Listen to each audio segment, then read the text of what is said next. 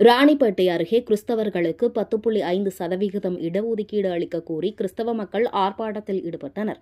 ராணிப்பேட்டை மாவட்டம் சோளிங்கர் பேருந்து நிலையத்தில் அகில இந்திய ஜனநாயக மக்கள் கட்சி மற்றும் global christian church of India synod சார்பாக கவனஈர்ப்பு ஆர்ப்பாட்டம் அகில இந்திய ஜனநாயக மக்கள் கட்சி தேசிய தலைவர் ஐசக் தலைமையில் நடைபெற்றது.